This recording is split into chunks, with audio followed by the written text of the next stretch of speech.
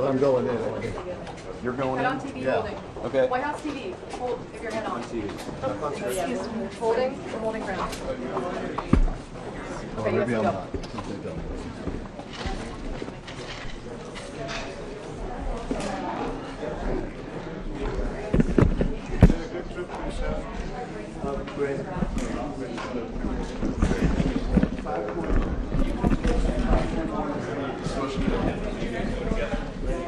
The trip to the Middle East was very good.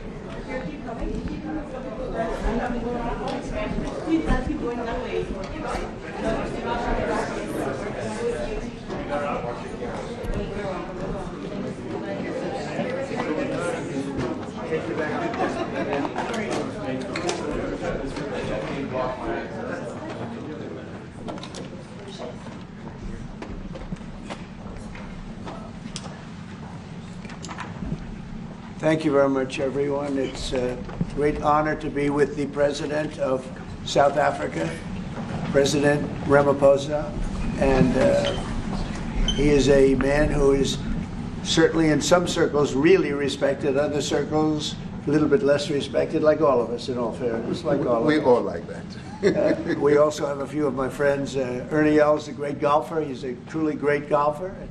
Retief Goosen, who's an other really, we call him really a great golfer too, Ernie, right? You two guys are fantastic. And we could add Gary to the group, Gary Player. What a group of golfers South Africa's had. Yes, yes. There must be something in the water, right? It's Yes. something good. These two guys are It's the unbelievable. water. It's the water, sir. Yeah, Gary's Gary. And David Frost, also another one that I Yes. know is such a great one. Indeed. Was he as good a putter as they say, David? He's a putter. He's a putting machine, right? Absolutely. But he's another one. So something very good about South Africa in golf, and golf is still doing great in South Africa. And they have young players, I hear, coming up that are going to be very good. But it's an honor to have you here, and my friend, it's an honor to have you, one of the greatest businessmen in South Africa and long beyond. Thank you for being here. It's a very, very great honor. Appreciate it. So we're going to be discussing certain things. As you know, we have the G20 is going to South Africa. When is that going to be? In November, In November? and thereafter, I hand over to you. And Yes, we have it next. you originated the G20, so I'll hand over the baton to you, Right. and then you lead the That's- G20 we're in the gonna have world. it- We're going to have it the following Yeah. year. Yeah. So we'll be discussing many things, and some of the things you've been reading about in the papers and Yes. the media. And I would say that, look, the president is a truly respected man in many, many circles, and in some circles he's considered a little controversial. But we're going to be discussing some of the things that are taking place in South Africa and see if we can help. And we want to help. And we've had a long relationship with South Africa. I have, because indirectly I have so many friends that live there. I have a lot of friends. I mean, these are famous guys, but I have a lot of friends that live there that are tremendous people. And we'll be discussing that. We'll have a nice conversation, and I really appreciate that you guys came along. It really helps us in our thought process. But it is a great honor to have you, and I appreciate you called. He called. I don't know where he got my number, but I picked up.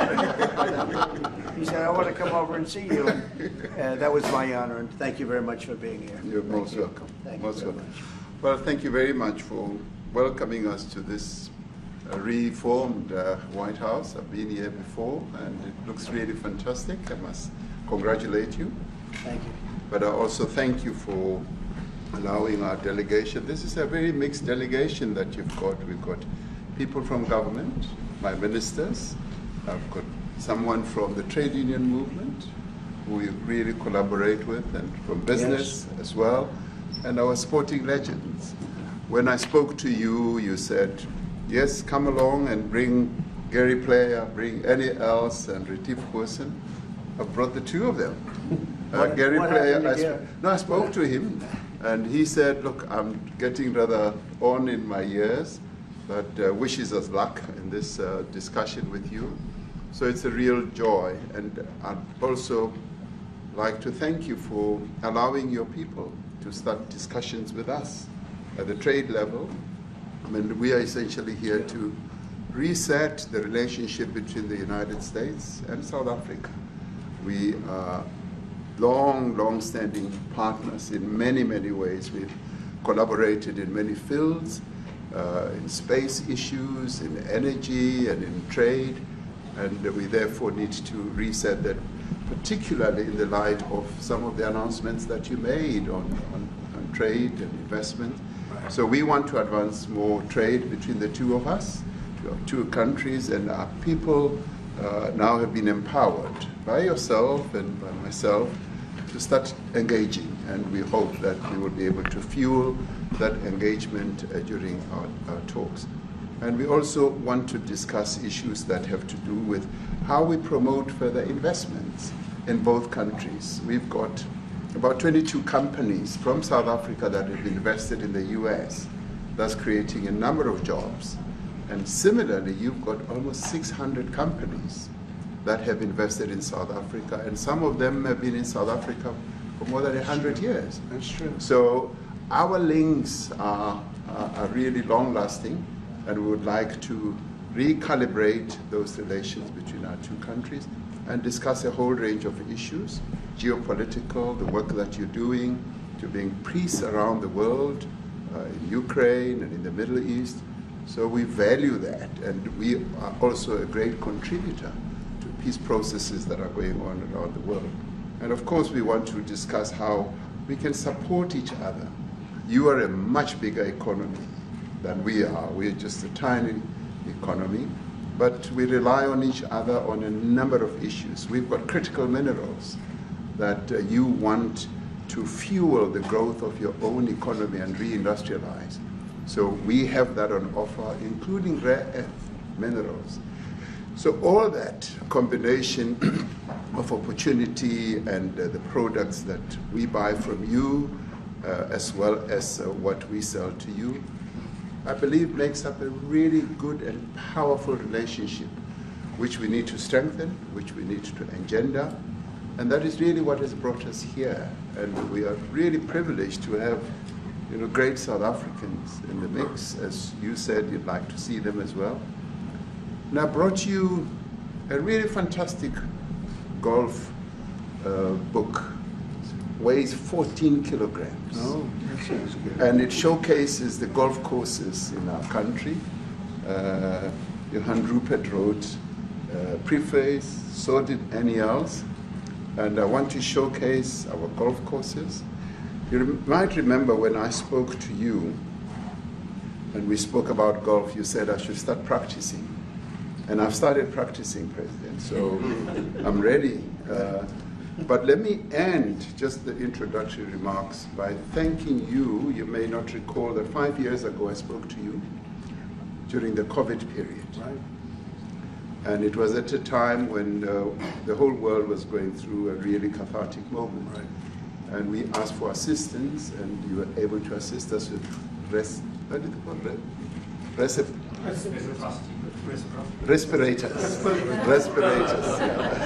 Respirators, and you kept to your word, and you delivered respirators to us.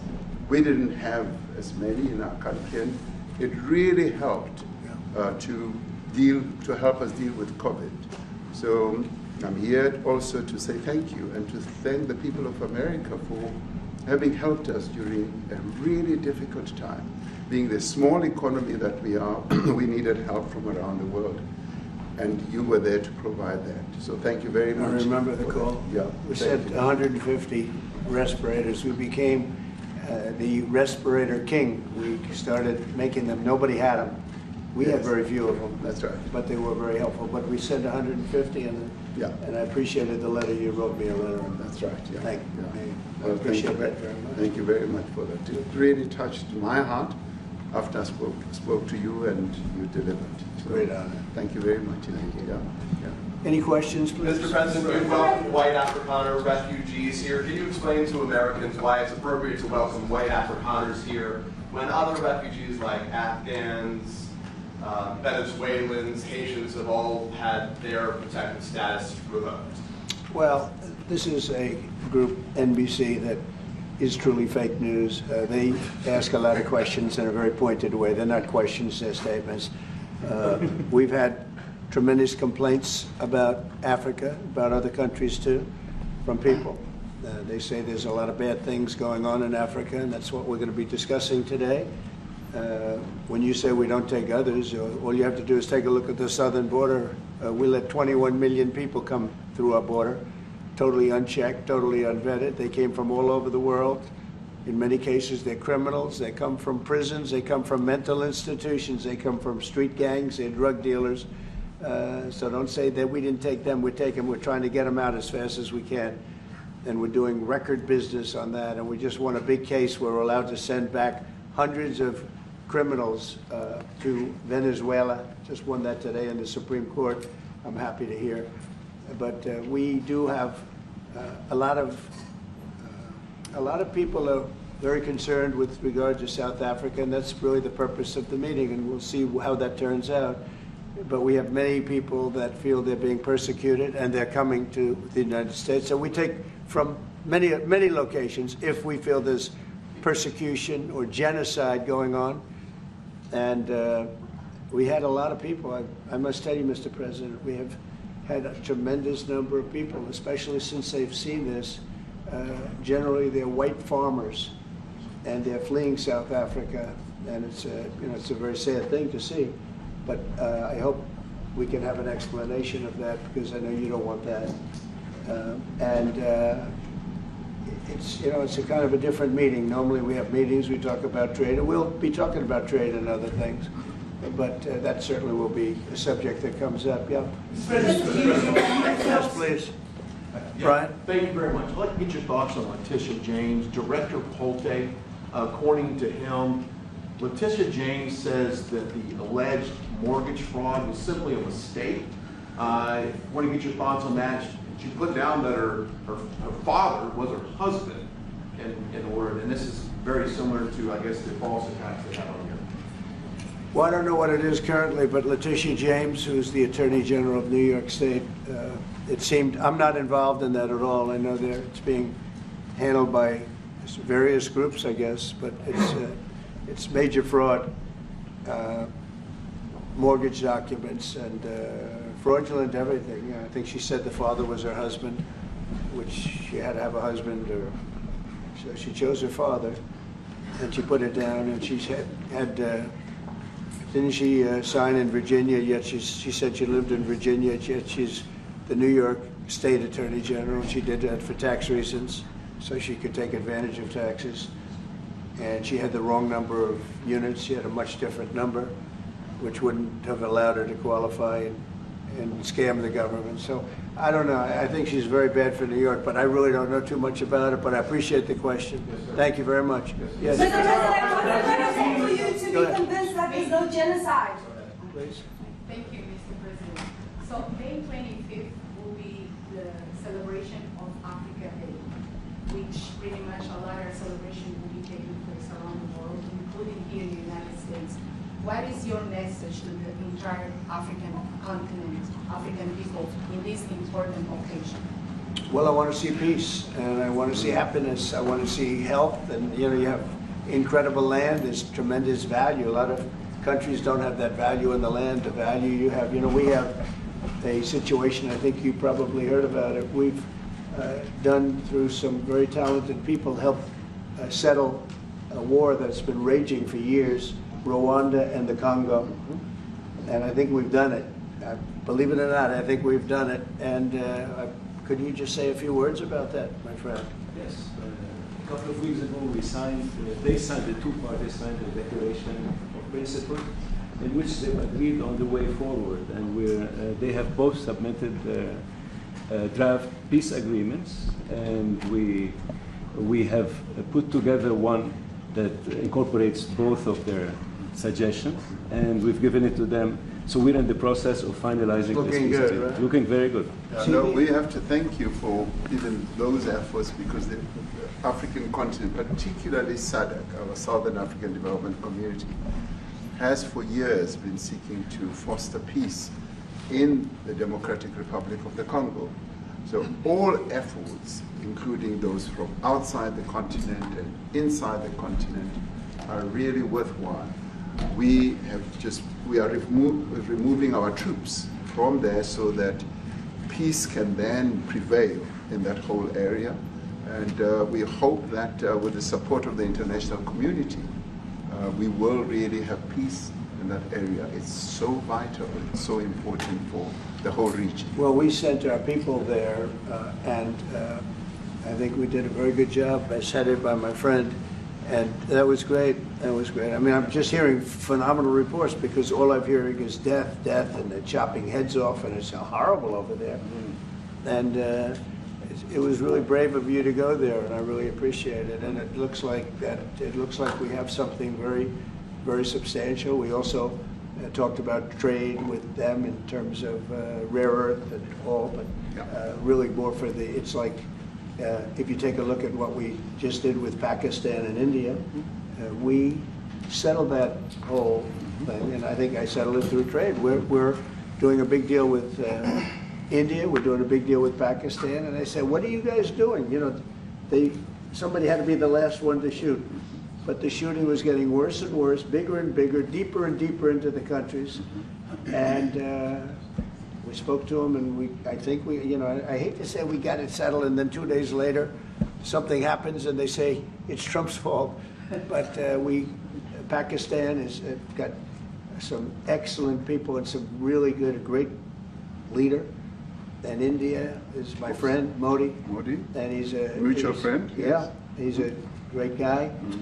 And I called them both, and we just did something good. We're trying to settle Russia, Ukraine. We spoke with President Putin for 2.5 hours the day before yesterday. I think we made a lot of progress, but that's a bloodbath. 5,000 people are being killed a week, 5,000 soldiers a week, not including people in cities and towns that are also being killed. So we're trying to help.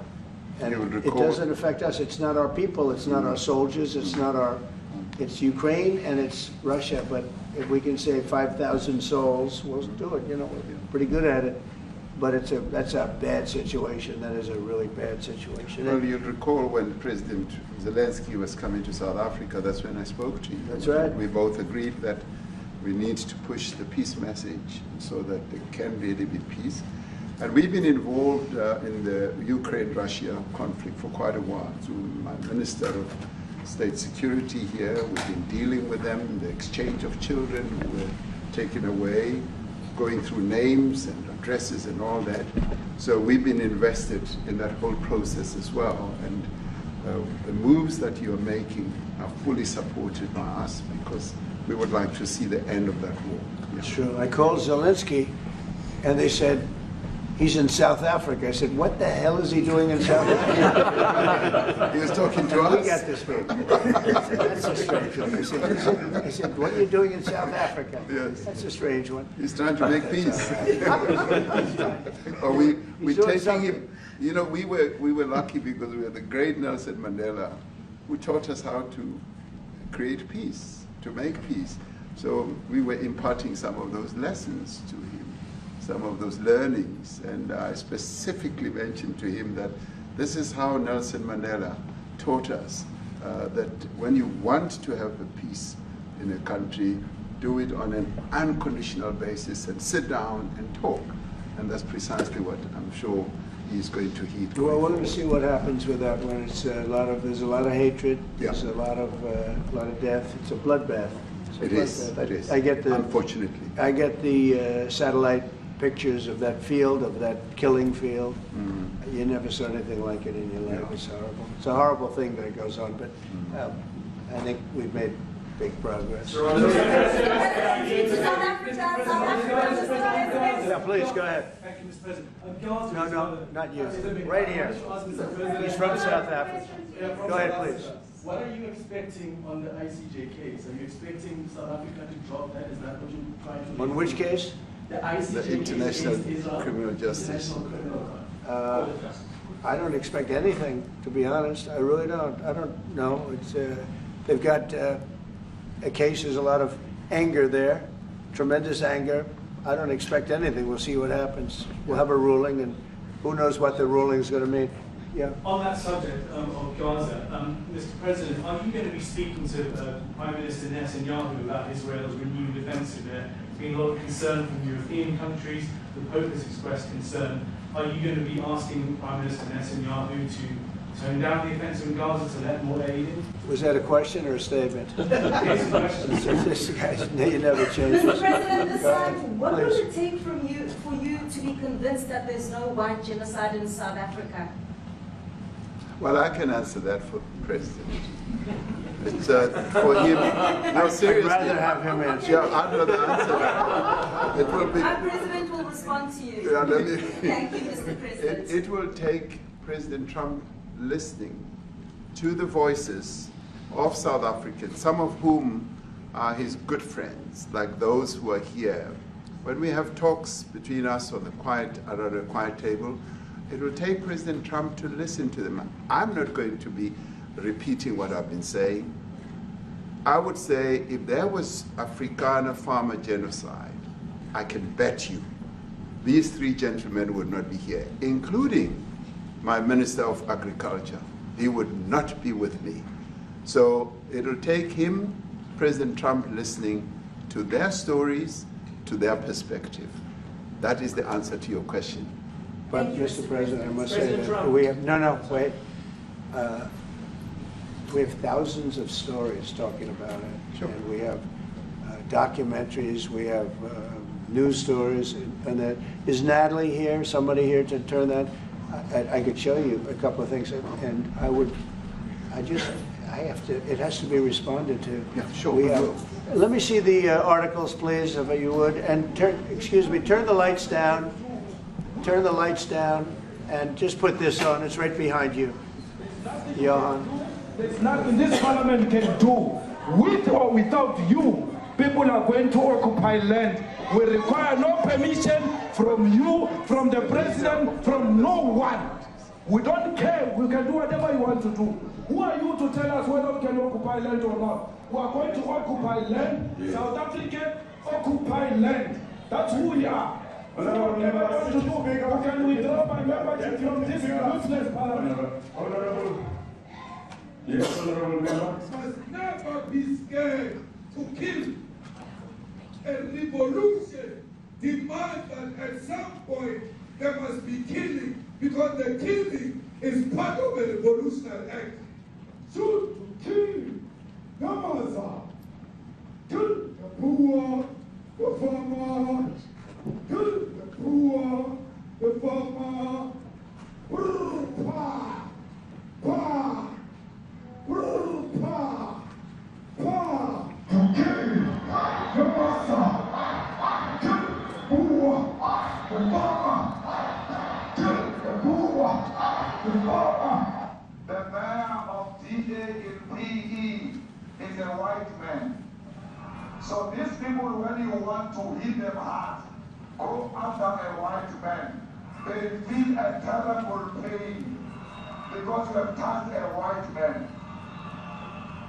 Not because Pashama and Soli will not be touched. They will be touched, no one. But we are starting with this whiteness. We are cutting the throat of whiteness. Shoot to kill, Yamasa. Kill the brewer, the farmer. Kill the brewer, the farmer. Pa, pa, pa. Shoot to kill, Yamasa. Kill the brewer, the farmer. Kill the brewer, the farmer. Pa, pa, pa, pa. I don't know what's going to happen in the future. I'm saying to you, was not called for the killing of white people, at least for now. I can't guarantee the future. Yeah, but I mean, you understand somebody watching that, especially as it gets shared on Twitter, they freak out. It sounds like a genocide over there.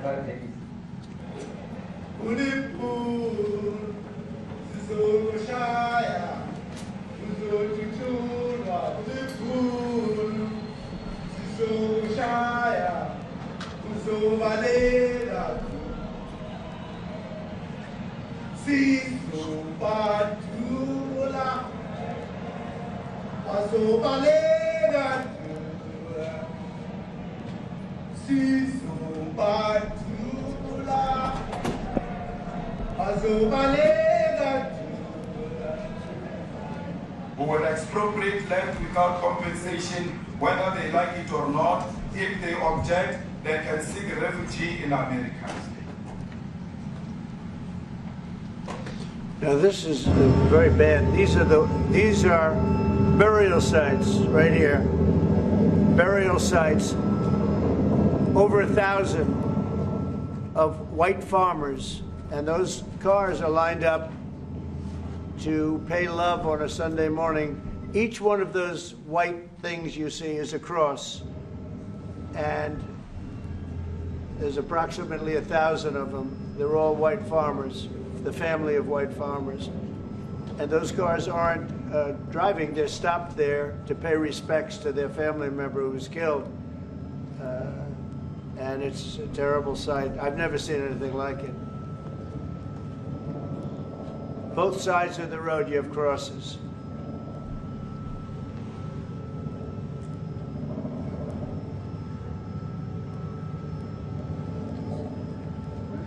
Those people were all killed. Have they told you where that is, Mr. President? No, I'd like to know where that is, because this I've never seen. But, okay. I mean, it's in South Africa, that's where. We need to find out.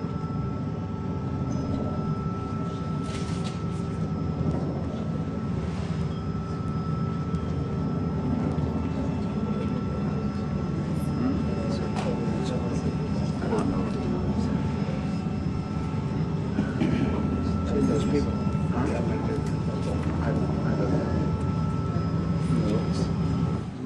Okay. Mr. President, the Pentagon announced that it would be accepting a Qatari jet to be used as Air Force One. What are you talking about? You know, what are you talking about? You know, you to get out of here. What does this have to do with the Qatari jet? They're giving the United States Air Force a jet, okay? And it's a great thing. We're talking about a lot of other things. It's NBC trying to get off the subject of what you just saw. You are a real, you're a terrible reporter. Number one, you don't have what it takes to be a reporter. You're not smart enough. But for you to go into a subject about a jet that was given to the United States Air Force, which is a very nice thing, they also gave $5.1 trillion worth of investment in addition to the jet. Go back, you ought to go back to your studio at NBC, because Brian Roberts and the people that run that place, they ought to be investigated. They are so terrible the way you run that network, and you're a disgrace. No more questions from you. Go ahead. Go ahead, talk about that. His name is Peter something. He's a terrible reporter. Quiet, quiet, quiet. Let's go. Thank you so much. President Trump, Anna Pilato from ENCA in South Africa. Thank you very much. Thank you very much. What would you like President Ramaphosa to do about the situation that we've just seen on the screen? I don't know. Look, these are articles over the last few days. Death of people. Death, death, death, horrible death. Death, I don't know. To pick anyone, white South Africans are fleeing because of the violence and racist laws. And this is all, I mean, I'll give these to you. So when you say, what would I like to do? I don't know what to do. Look at this. White South African couple say that they were attacked violently. And, President Trump, when will you go and see for yourself if it is indeed true? well, I could do that. Look, here's burial sites all over the place. These are all white farmers that are being buried. And he asks about a jet that was given. You ought to be ashamed of yourself. You know, you are so bad. You're such a bad reporter.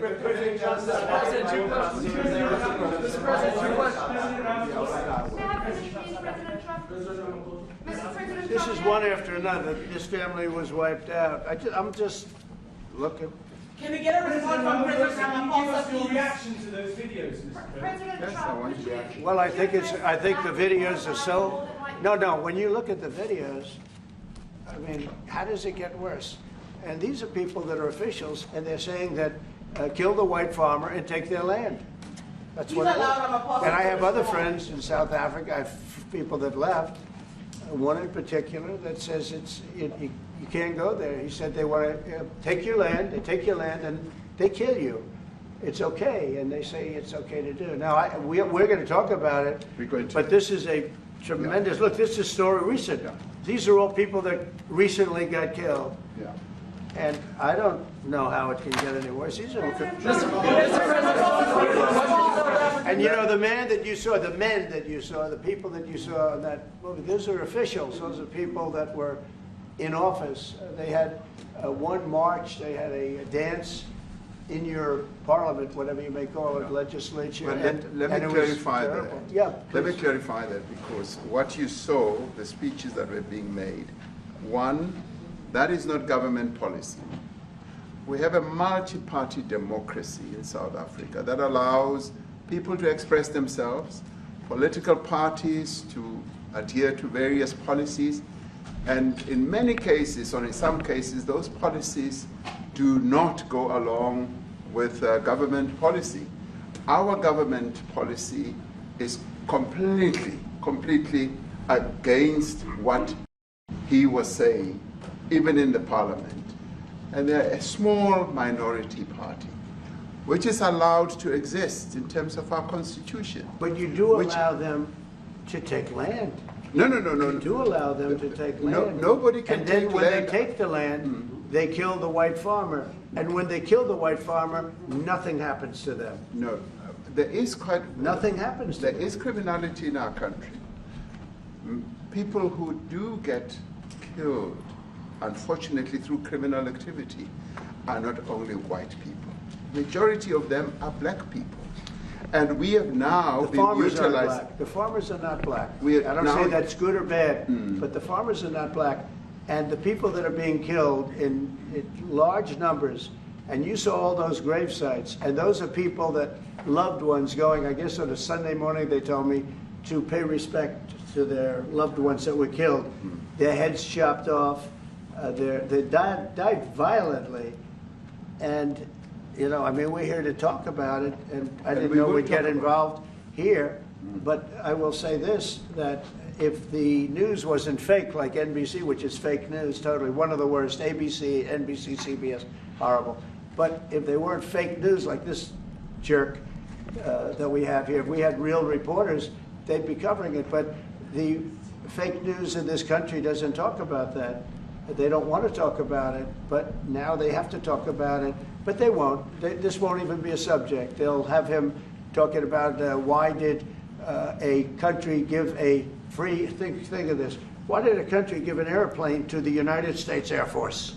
Okay, the United States, not to me, to the United States Air Force, so they could help us out, because we need an Air Force One until that's Air Force One, it's being built, 2 of them being built. But Boeing's a little bit late, unfortunately.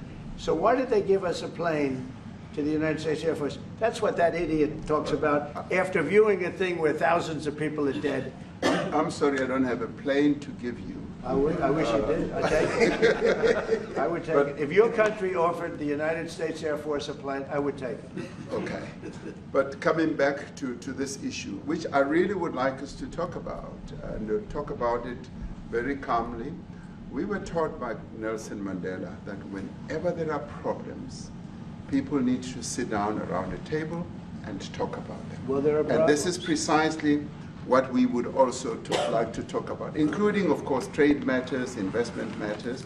So the issues that concern you as the United States. Those are all recent. Those are all deaths. Yeah, in many ways, I mean, one should say you are a partner of South Africa, and you are raising concerns, and these are concerns that we are willing to talk to you about. Let me just add quickly, you know, the criminality that we are experiencing in our country needs quite a lot of technological capability. And in one of our areas in South Africa, we're using US technology, which is able to in many ways identify where shootings are happening and all that. And I'd like to talk about that because there is support that we can get from you and the United States to help us deal with all these acts of criminality. And that is what I believe partnership is all about. And we are here as a partner so that we can help each other whenever there are challenges. So I'd like us to discuss it, and of course outside of the media, so that we sit down and have a really good discussion that will lead to good outcomes. Are there any other further punitive measures that could be in place should you not be satisfied that South Africa is fixing some of the very bad things, in inverted commas, that you tweeted are happening? Well, there are a lot of bad things happening in many countries, but this in particular has been very, very bad, very bad. And because of we're going to have the whole world watching in another short period of time because you have the G20, and that's a big deal. And it seems like, I want you to look good. I don't want you to look bad. Very good. But we have hundreds of people, thousands of people trying to come into our country because they feel they're going to be killed and their land is going to be confiscated. And you do have laws that were passed that gives you the right to confiscate land for no payment. You can take away land for no payment. I want to clarify that because we have a constitution. Our constitution guarantees and protects the sanctity of tenure of land ownership. And that constitution protects all South Africans with regard to land ownership. However, we do say, because we've got to deal with the past, the government, and as your government also has the right to expropriate land for public use. And you're doing that. And we've never really gotten underway with that. And we are going to be doing so. You're taking people's land away we have not. from them. We have, and those people in many cases are being executed. They're being executed. And they happen to be white, and most of them happen to be farmers. Mm-hmm. And that's a tough situation. I don't know how you explain that. How do you explain that? They're taking people's land away, and in many cases those people are being executed, and in many cases it's not the government that's doing it, it's people that kill them and then take their land, and nothing happens to them. But we have thousands of people that want to come into our country. They're also going to Australia in a smaller number. Mm-hmm. But we have thousands of people that want to come into our country, and they're white farmers, and they feel that they're going to die in South Africa, and it's a bad thing. Yeah, please.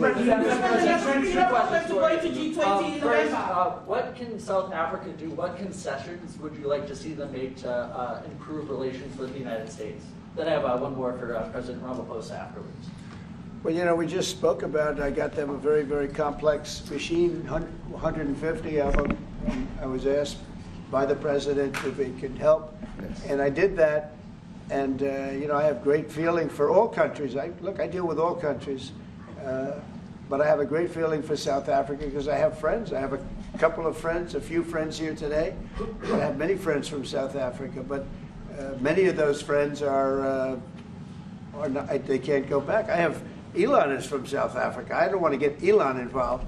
That's all I have to do, get him into another thing. But Elon happens to be from South Africa. This is what Elon wanted. He actually came here on a different subject, sending rockets to Mars, okay? Yes. He likes that better. He likes that subject better. That's right. But Elon is from South Africa, and I don't want to talk to him about that. I don't think it's fair to him. That's right. But I will say that people are fleeing South Africa for their own safety. Their land is being confiscated, and in many cases they're being killed.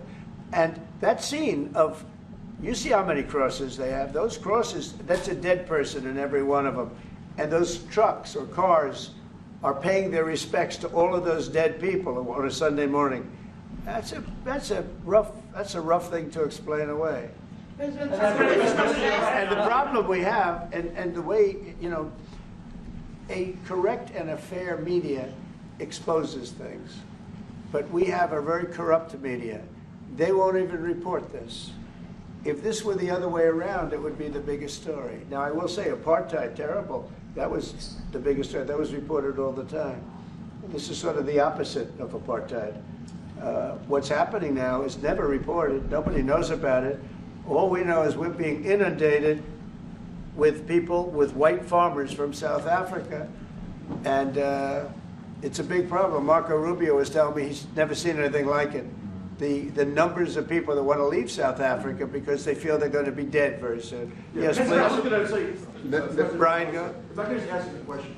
72% of farmers in your country are white. If they flee, do you feel that maybe the economy could collapse? You may not have a gap to fill in those people that need to replace those farmers. You know, I'd like my Minister of Agriculture, who is white, who comes from an opposition party to mine, who's joined my government at my invitation to address this very issue, including the question that you've just raised. John? Thank you very much, Mr. President. Yeah. And Mr. President, thank you for welcoming us to the White House. I would say we have a rural safety problem in South Africa. I don't think anyone wants to candy coat that. And it requires a lot of effort to get on top of it. It's going to require more policing resources. It's going to require different strategy to be able to deal with it.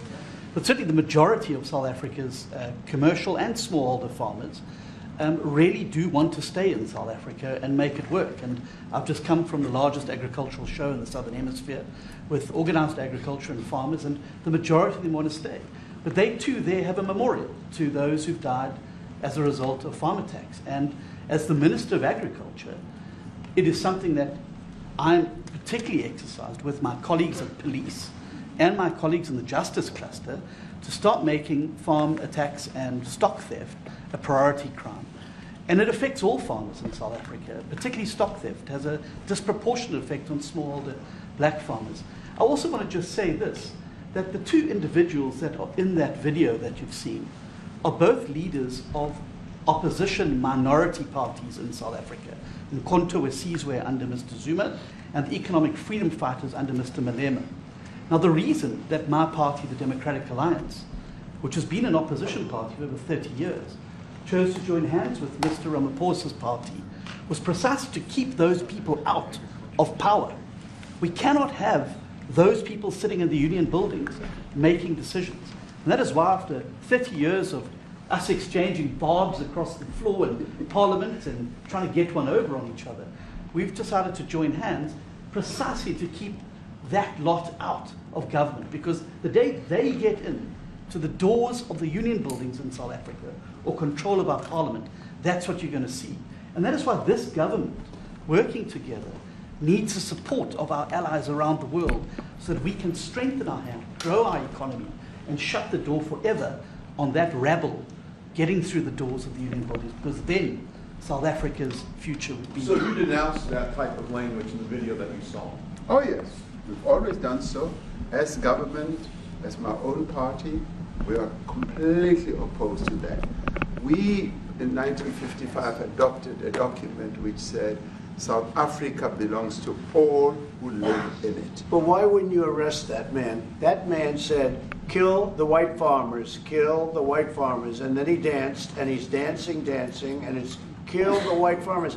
I think, I'm not sure, but I think if somebody got up in Parliament and started saying kill a certain group of people, he would be arrested very quickly. That man is going all over South Africa, and that's not a small party. That was a stadium that holds 100,000 people, and I hardly saw an empty seat. That's a lot of people. That's a lot of representation. And those crosses, we have dead white people, dead white farmers, mostly. And you take a look at Australia, they're being inundated, and we're being inundated with people that want to get out. And their farm is valueless, it's valueless, and they just want to get out with their life. And this is a very serious situation. And if we had a real news or real press or media, we don't have that because they won't talk about this because they're all guys like that idiot. But if we had a real press, it would be exposed. And you know, the beauty of exposing it is it's like a cleansing action. When it gets exposed, it'll get fixed. That's when it'll get fixed. But people don't talk about it. And I'll tell you who's talking about the thousands of people that are fleeing South Africa right now. happens. President Donald Trump, Will you a question from Tobin. discuss USAID and the devastating impact that cuts are having across the African continent? You know, it's devastating, and hopefully a lot of people are going to start spending a lot of money. And I've talked to other nations. We want them to chip in and spend money too. And we've spent a lot, and it's a tremendous problem going on in many countries. A lot of problems going on. The United States always gets the request for money. Nobody else helps, as you know. Europe doesn't help. Europe hasn't given anything. All they do is sue our companies. You know, they sue Apple, and they sue all of our companies. Apple had to pay $17 billion on a nonsense lawsuit. Very unfair. But we're going to always be there to help. The Afrikaner is shown rightly South African broadcasting. If this Afrikaner resettlement issue is resolved, you're going to go into a room after this, you guys are going to talk. If it is resolved, what is the potential for the future-looking relationships between the United States? It's got to be resolved. It should be resolved. I mean, it's a little bit bad when you see a stadium with 100,000 people in it, because that means it's more than just a little movement. It's a pretty big movement in South Africa, so it has to be resolved. It'll be the end of the country if it's not. But is there potential for the relationship moving forward? I hope so. That's why I'm here. I mean, I'm not here for my health. I'm here to see what it is. No, I'd like to see. I have friends. I can tell you, Ernie Els and Retief Goosen, they feel so strongly they wanted to be here on behalf of South Africa, not on behalf of me. And, you know, they said, can we be here for this? Because they love the country. Ernie, do you guys want to say a couple of words? I hate to put you in this. This is tougher than sinking a 3-footer. They have, and they've sank many 3-footers. Thank you, Mr. President. And thanks for the honor of being here. We've known each other a long time. We have spoken. You know, we're proud South Africans. I still have my South African passport. You know, we travel with this passport, you know, and I got my visa here. So, you know, but we want to see things get better in our home country. That's the bottom line. It's been 35 years since the transition. President Ramaphosa was right in the middle of the transition time in 1990 and before that. So it's been 35 years of ANC government. And I know there's a lot of anger, you know, through the transition. There was also a lot of stuff happening in the apartheid days. You know, we grew up in the apartheid era. But I don't think two wrongs makes a right. You know, President Mandela, when he came out of prison for all that time, didn't come out with hatred, you know, and really unified our nation through sport. You know, we won the Rugby World Cup in '95. 4 times. We won the African Nations Cup, soccer. You know, we won some majors as golfers and so forth. So what I'm trying to say is, you know, this has been a long time coming. That's why we really wanted to meet you, meet the administration, and see our way forward, because we still want to see our country flourish. You know, we've got some great things going on. Business is getting involved with government. Farmers are getting involved in local municipalities, trying to rebuild some of the infrastructure that's been decaying for a long time. So there's a lot of coexistence going on and help from a lot of areas. But I feel we need the US to push this thing through. We've got a great ally if we can have the US. It's always been an ally of South Africa for a very long time, even in the days of the war, you know, up in Angola. You know, you guys helped us. So very important for us to have your support and you know, get the change we need. Boy, did you do that well. He might have done that even better than he plays golf, which is almost impossible. Johan, please. Sorry, Mr. President, if you had to wind all of those tapes properly, you will see I'm the biggest target of that rabble-rouser. #1 for over 10 years, Mr. Malema. In fact, the first time I met him, he was in the youth league with that gentleman, and look how he's changed. Right. We have too many deaths, but it's across the board. It's not only white farmers, it's across the board. And we need technological help. We need Starlink at every little police station. We need drones. I actually got drones donated for the peace parks to stop elephant and rhino poaching. And his predecessor stopped the importation because he said the United States would spy on us. I mean, US SpaceX, the ridicule. So if you can help us. Remember, sir, you and I lived in New York in the 70s. We never thought New York could be what it became. 2 commissioners, a tough mayor. We need your help to stop this awful killing. But it's across the board. Ernie is right now building a house in George. I'm building 3 cottages for my grandchildren on a farm outside Graaff-Reinet. I often go to bed without locking the door. And we have a serious problem with illegal aliens who stream across the border. And if you really look at our statistics, a lot of these murders, firstly it's unemployment and illegal aliens. And then I met Vice President Vance many years ago, the Charlie Rose show. My wife loved the book. And she reminded me this morning that you emphasized the devastation that occurs when big companies leave towns and cities, and there's a culture of dependency that develops. And I remember you discussing it. Now that's our problem. If we don't get our economy to grow, the culture of dependency and the lawlessness will increase. I've again been against apartheid all my life, and I'm their #1 target. Please just Google my name and Malema. You'll see it, sir. He marched on the farm. But the crime is bad. The crime is terrible, sir, but Mr. Steenhuisen won't admit to it, but he runs the Western Cape, where I live. And the biggest murder rate is in the Cape Flats. Gangs. We've got gang warfare. Like your M33, whatever these guys.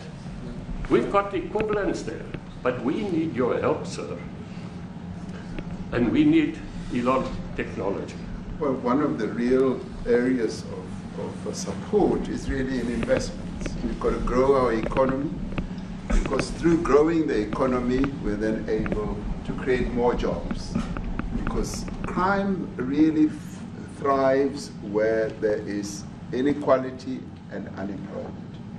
And that is one of the reasons that has brought us here, to improve our investment relations, our trade relations, so that we can preserve the number of jobs that your companies have created in South Africa.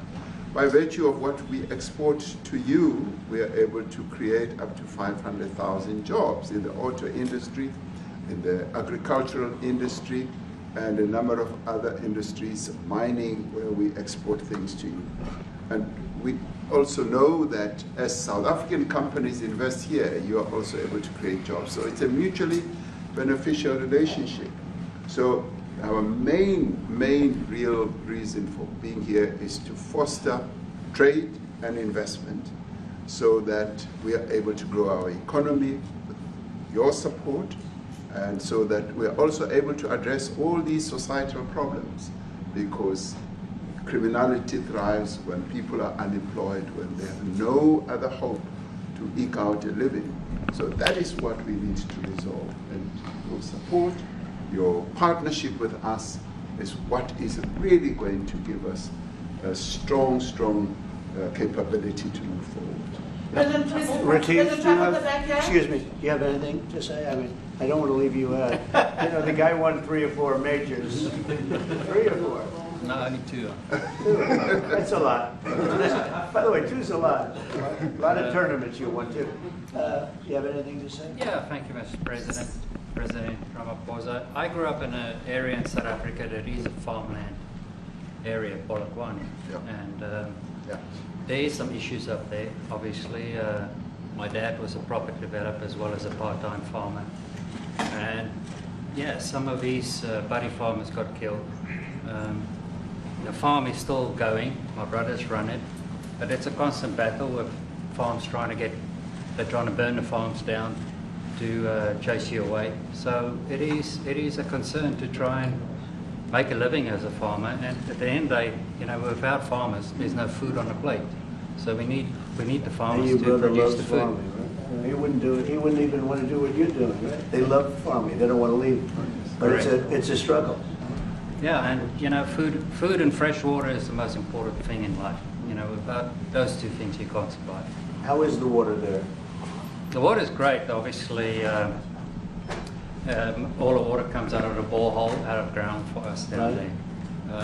But yeah, it is a battle to get the water out sometimes when all the equipment gets stolen all the time that you're trying to get the water out. So does your family and your brother, do they feel safe on the farm? They live behind electric fences, you know, try and be at night safe. But it is constant whenever you leave that something could happen. And there's nowhere to live. You know, both of them has been attacked in their houses. My mom's been attacked in her house when she was 80. So it is difficult. But you know, the guys live a great life despite everything going on. Something. President Trump, I brought along the president of the largest trade union in our country, Ziggy Solosi, because she leads many, many workers, more than 1 million, 2 million workers.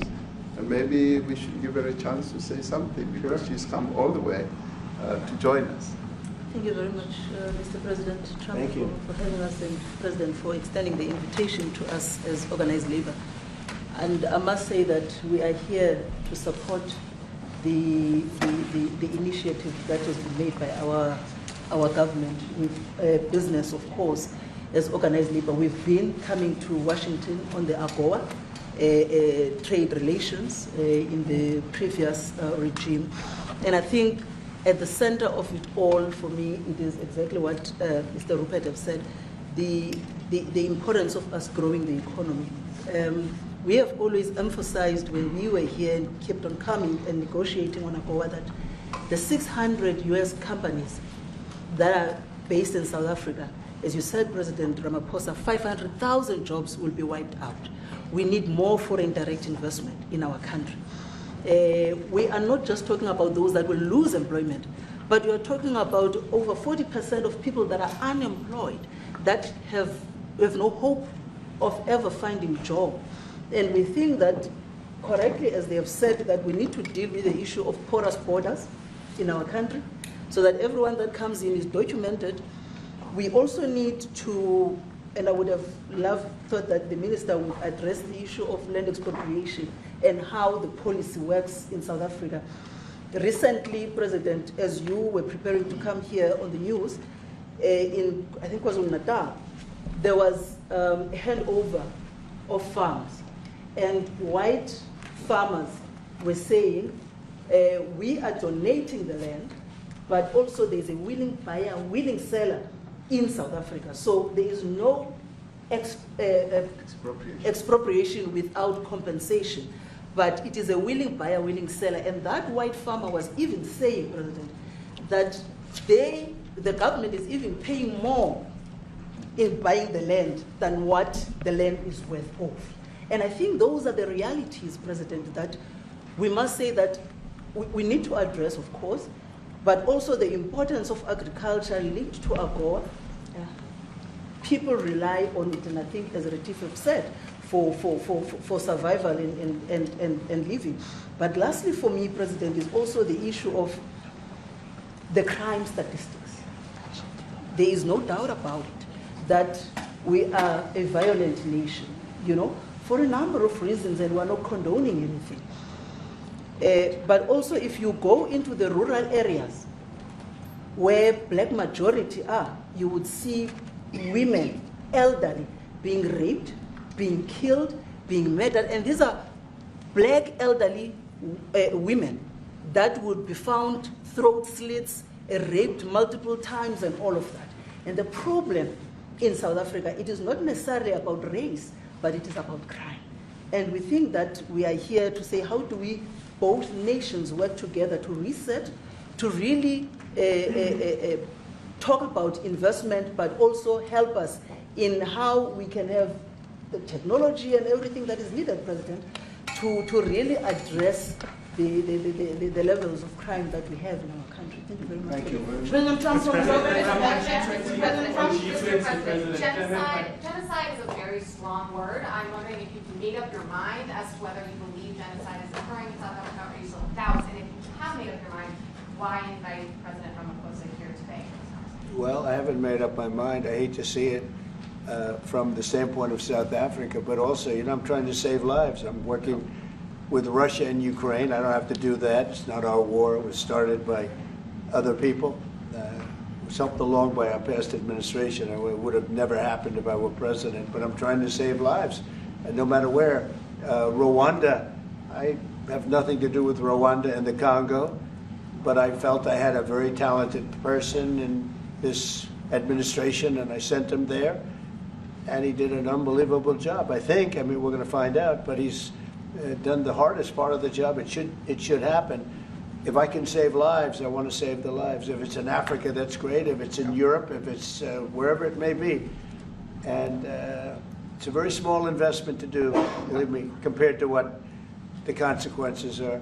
So I hope we can do something. Look, I have so many friends. These two men, I have great admiration for them because I know what they do for a living. Yeah. And that's a very hard living. Going from city to city, from country to country, and hitting a ball 350 yards like they do, and better than you and I. Getting the ball in the hole. It's a very tough, with lots of people watching, right? Yes, That's a very tough living. You know, they're champions. I respect champions, and I respect very much. And I think the country is very lucky. They really wanted to be here. That's true. They could be elsewhere. They could be on a beautiful fairway someplace, and they wanted to be here. So.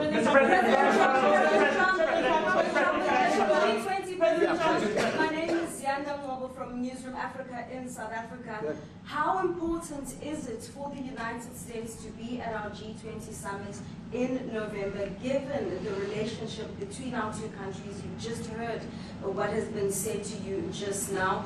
Are you coming, and are you preparing to come? So without the United States, the G20, just like the G7, used to be the G8, but brilliantly they threw Russia out. It would have been a lot better if Russia was in. You know, a lot of people would say, oh, that's not it. Because if Russia was in, you probably wouldn't have this war. And if you had a different president, you wouldn't have the war either. But we have a G7. It's important that the United States is at both of them. I think without the United States, it's I really believe it's not very important. It's not the same meaning. As I said to President Trump, the U.S. really originated the G20.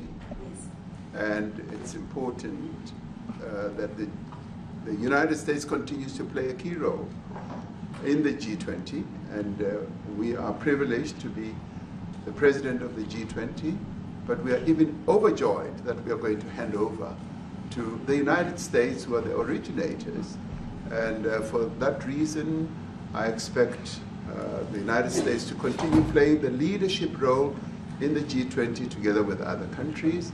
And I've said when I initially spoke to President Trump on the phone, I want him to come to South Africa for a state visit, and I also want him to come and participate in the G20. And I want to gladly hand over to President Trump to take the leadership of the G20 forward in November. Thank you very much. Thank you very much. Thank you. What is it going to take to convince you? They don't want to leave. Thank you so much. How much do you need?